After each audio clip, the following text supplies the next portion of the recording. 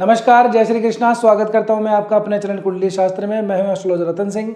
कन्या राशि हो चाहे कन्या लग्न हो, दोनों के लिए वीडियो इंपॉर्टेंट रहने वाला है।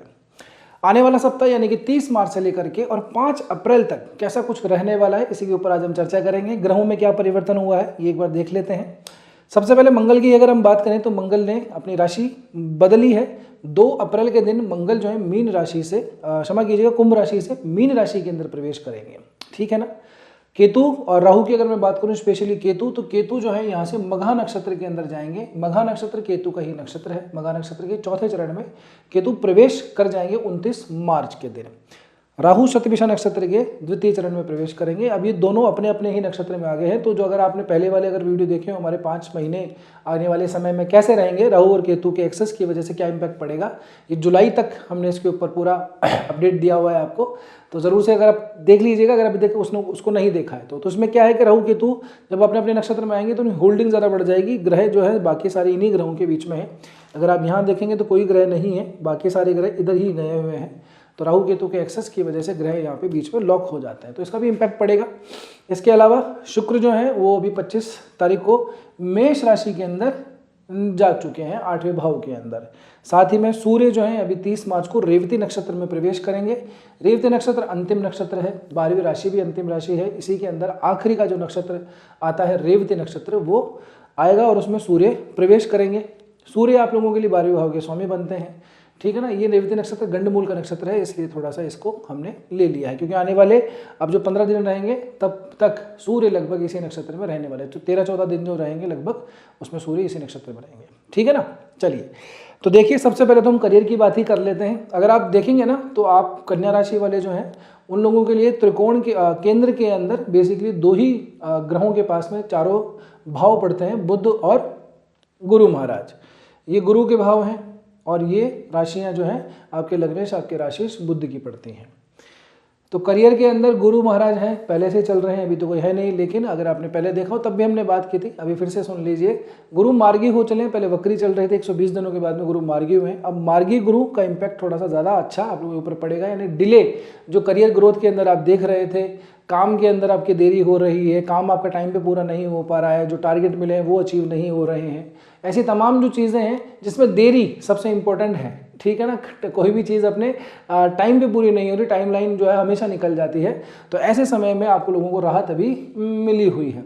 इस भाव का स्वामी अगर हम देखेंगे तो बुध महाराज थोड़े से पीड़ित चल रहे हैं, कुंभ राशि में 8वें भाव के अंदर है, राहु के साथ में, इसलिए थोड़ा ठीक है।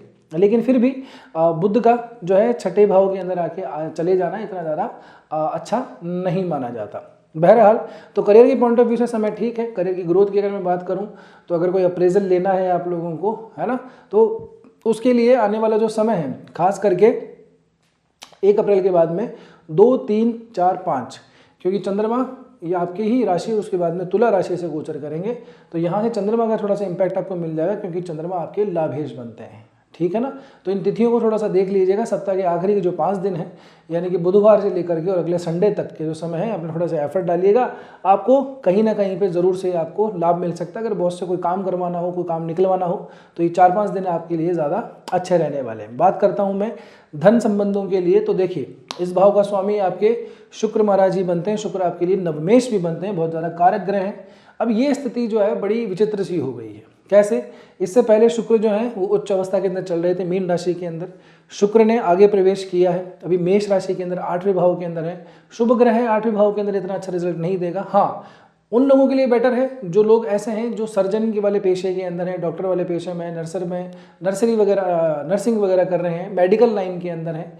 ठीक है ना। उसका कोई काम भी करते हैं या उसका कोई व्यापार करते हैं, तो उन लोगों के लिए ये बहुत बढ़िया समय है।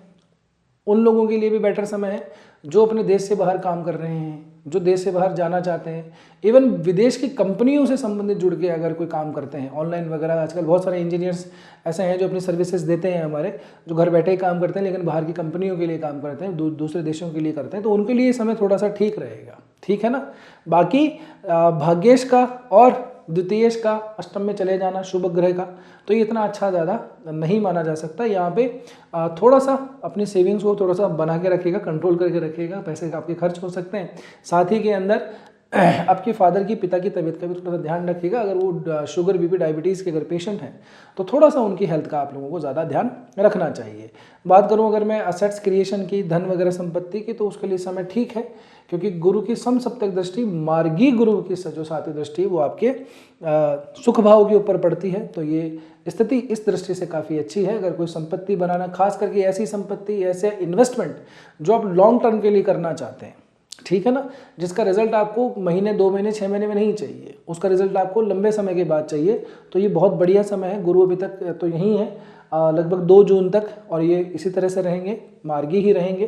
तो ये समय आप लोगों के लिए अच्छा रहेगा। इस समय पर अगर आप निवेश करने का सोच रहे हैं तो बिल्कुल से कर सकते हैं, कोई चिंता वाली बात नहीं है, ठीक है। बात करते हैं हम दाम्पत्य जीवन की। तो दाम्पत्य जीवन के अंदर मामला थोड़ा सा गड़बड़ है जनाब। गड़बड़ क्या है? सूर्य हैं ऑलरेडी, शनि है, शनि अस्त हो गए हैं। अभी 2 अप्रैल के बाद में जैसे मंगल आएंगे तो यहाँ पे विस्फोट होने वाला है। विस्फोट किस तरह से होने वाला है? डरने की बात नहीं है। देखिए, विस्फोट इस तरह से होगा कि चिड़चिड़ा बहुत ज़्यादा हो जाएगी, थोड़ी सी छोटी छोटी बातों में तनातनी ज़्यादा होगी।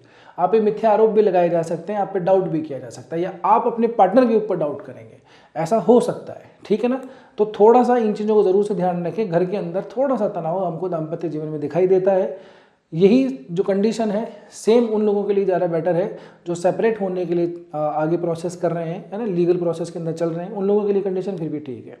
देखिए, एक बात मैं आप लोगों को समझा दूं, आपका जो जन्म पत्रिका, यानी कि जब आपका जन्म हुआ उस समय ग्रहों की क्या स्थिति थी, वो सबसे ज़्यादा इंपॉर्टेंट है। उसके बाद में किस ग्रहों की दशा अंतर्दशा चल रही है वो इंपॉर्टेंट है।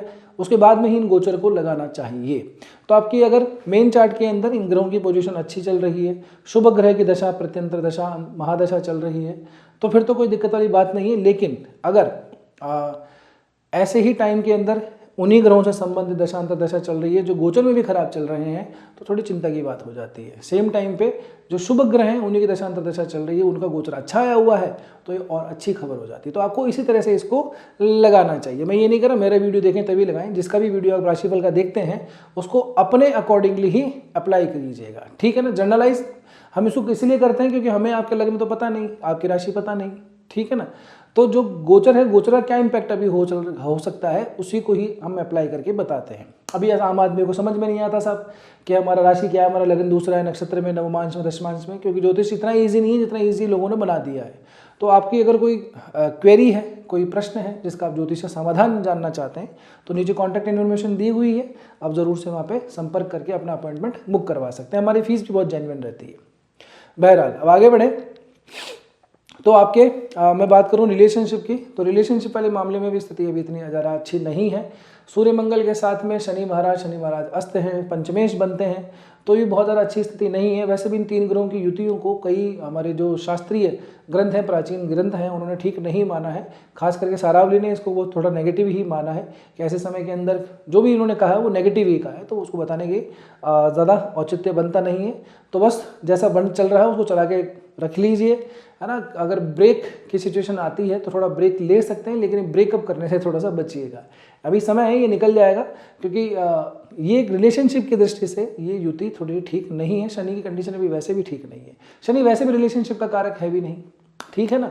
और फिर वो ऐसे 2 शत्रुओं से घिरा हुआ है, तो और ज़रा कंडीशन हो जाती है। ऐसे समय पे आपको डाउट आ सकता है उनके ऊपर, उनकी तबीयत थोड़ी सी खराब हो सकती है। तो इन चीज़ों को थोड़ा सा ध्यान रखिएगा, ठीक है ना। और बात बात पे झगड़ने का बिल्कुल भी अपने को प्रयास नहीं करना है। जिनका बिजनेस चलता है उन लोगों के लिए भी मैं एक थोड़ा सा सावचेत कर दूँ, सावधान कर दूँ, नए पार्टनर को ऐड करने से बचिए। जो पार्टनर है उनके ऊपर थोड़ी सी नज़र रखिए, कुछ हो सकता है जिससे आपका नुकसान हो, ठीक है ना। यहाँ पे धन का नुकसान हमको दिखाई देता है, व्यापार के अंदर थोड़ा सा घाटा हमको दिखाई देता है। तो आप लोगों को थोड़ा सा संभलना है, थोड़ा सा बच के चलना है। कोई बड़ा निवेश करने से भी बचना चाहिए, नहीं तो स्थिति आपके हित में नहीं होगी। यहाँ से मंगल जो है महाराज जी 4थी दृष्टि यहाँ पे डालते हैं, 7वीं दृष्टि आप ही राशि के ऊपर डालते हैं, और 7वीं दृष्टि तो बाकी ग्रह तीनों की तीनों डाल रहे हैं। तो आपके ऊपर भी पर्सनैलिटी में बड़ा सा एक जो है चेंजेस आ रहे होंगे। दिमाग में बहुत सारी चीज़ें हैं, चिंताएँ रहती हैं, टेंशन रहती हैं, एक फिक्स डिसीजन नहीं ले पा रहे हैं, एक स्थिर निर्णय नहीं ले पा रहे हैं। तो जब ऐसी हो, चित्त अशांत हो, तो कोई बड़ा निर्णय लेने से बचना चाहिए, नहीं तो बहुत ज़्यादा चांसेस होते हैं कि ऐसे समय पे व्यक्ति का डिसीजन गलत ही होता है, ठीक है ना। यहाँ से मंगल की अगर आप देखेंगे तो 8वीं दृष्टि भी आपके धन भाव के ऊपर पड़ती है। तो मैं यही कहना चाहूँगा आपको, मंगल के आने के बाद में बिजनेस के अंदर थोड़ा सा स्पेशली आप लोगों को ध्यान रखना चाहिए। आप लोगों के लिए द्वादशेश जो है सूर्य बनते हैं, केतु यहाँ पे, केतु मघा नक्षत्र में आ जाएंगे, सप्तम के अंदर बैठा हुआ है। तो हमको वैसे भी क्या है, बहुत लंबी दूरी के जो लोग व्यापार करते हैं, एक्सपोर्ट इंपोर्ट करते हैं, उन लोगों के लिए भी थोड़ा सा हमें अभी समय ठीक नहीं लगता है।